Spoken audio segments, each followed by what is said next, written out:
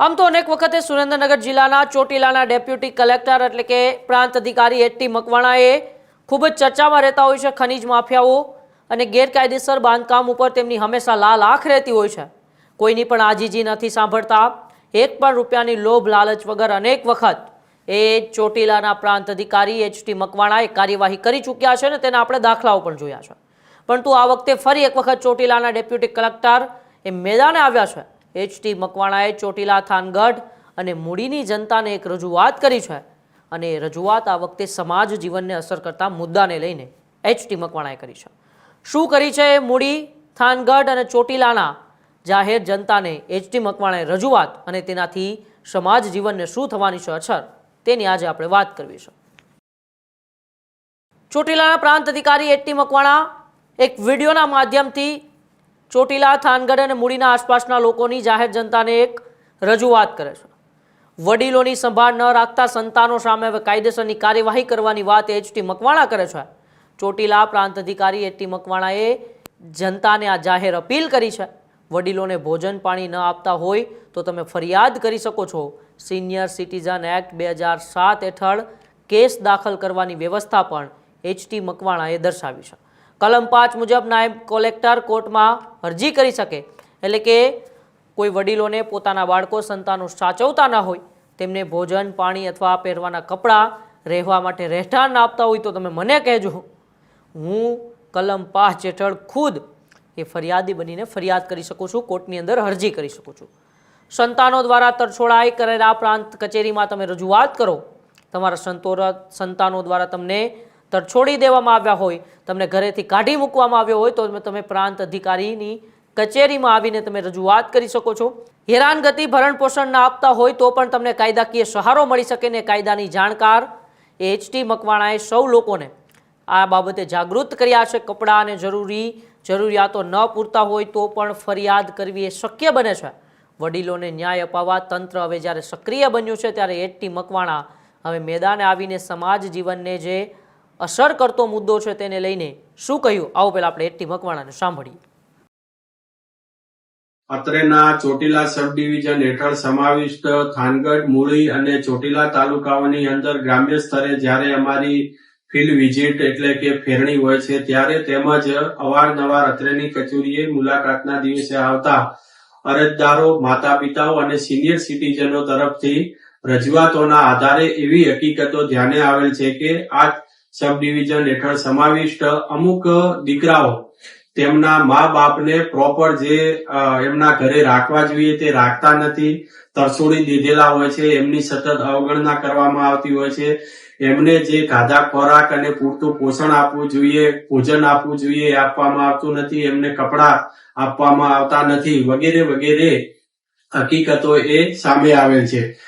ત્યારે જ્યારે senior citizen અને માતા પિતાને જે એક એમના હક અને રક્ષણ માટેનો જે કાયદો બનાવવામાં આવેલો છે, કાયદા વિશે પૂછતા તેઓ આ કાયદાથી બિલકુલ અજ્ઞાન હોવાનું માલુમ પડે છે। એટલા માટે વધુમાં વધુ આ કાયદાનો લાભ લે તેને ધ્યાને રાખી અને ભારત સરકારે જે કાયદો બનાવ્યો છે એનો જે હેતુ છે હેતુ સાર થાય એ માટે કરી અને આપણે આ વિડીયો બનાવીએ છીએ। આ કાયદાનું નામ છે the maintenance and welfare of parents and senior citizen act 2007, એટલે કે માતા પિતા અને વરિષ્ઠ નાગરિકોના ભરણ પોષણ અને કલ્યાણ બાબતનો અધિનિયમ 2007।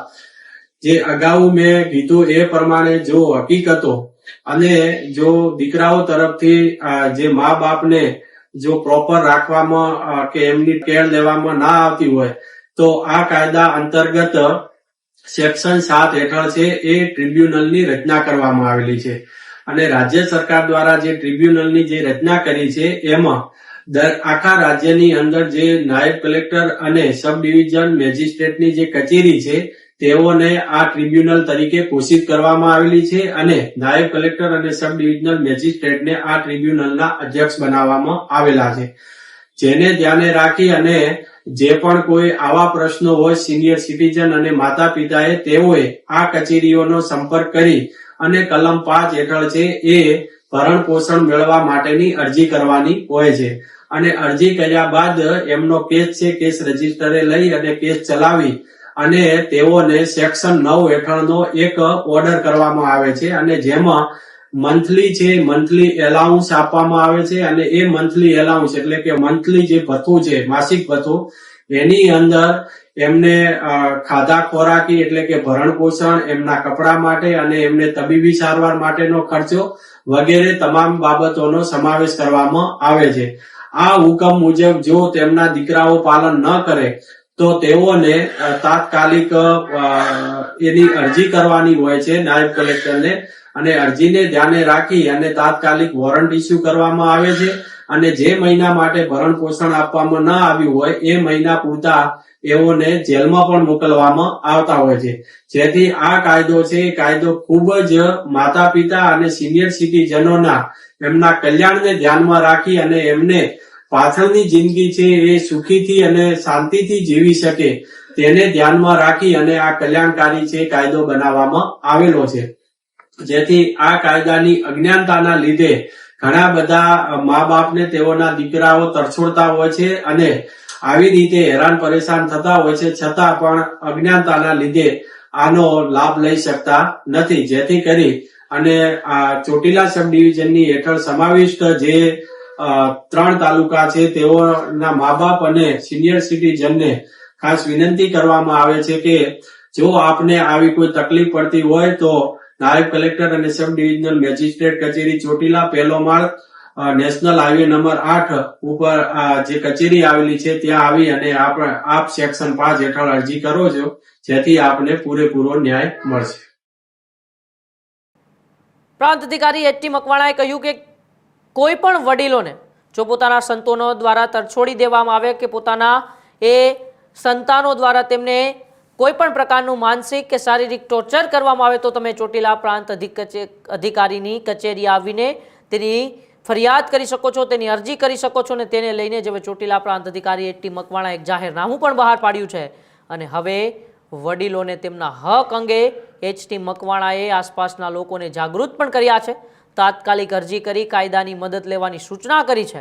હવે વડીલો ન સાચવતા સંતાનો પર કાયદાનો શકંજો જોવા મળશે, કારણ કે એચ.ટી. મકવાણા અનેક વખત એ આસપાસના વિસ્તારમાં જ્યારે એક્શનમાં હોય છે ત્યારે ફરી એક વખત હવે તેઓ આ વડીલોને ન સાચવતાના મુદ્દાને લઈને મેદાને આવતા હવે આસપાસના વિસ્તારમાં જે તરછોડાયેલા વડીલો છે શું એચ.ટી. મકવાણાનો સંપર્ક કરશે.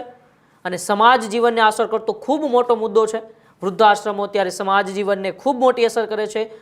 વૃદ્ધાશ્રમો સમાજની અંદર વધતા જાય છે, ક્યાંક ને ક્યાંક આ પ્રશ્નોને લીધે જ વધતા જાય છે. અને જ્યારે આવા એક કહેવાય કે જાણકાર અધિકારી, જેને આપણે કહી શકીએ કે એક પણ પ્રકારની લોભ લાલચ વિના તે સમાજ સેવાની સાથે સાથે સરકારની સેવા પણ કરી રહ્યા છે, એચ.ટી. મકવાણાનું આ નિવેદન હવે આસપાસના વિસ્તારમાં અને ગુજરાતના અન્ય અધિકારીઓને કેટલું પ્રેરણારૂપ બનશે, તમારું આ બાબતે શું માનવું છે અમારો કોમેન્ટ બોક્સમાં અચૂકથી જણાવજો. બાકી જોતા રહેજો ન્યૂઝ રૂમ ગુજરાત, ગુજરાતનો ગર્જનાત. નમસ્કાર.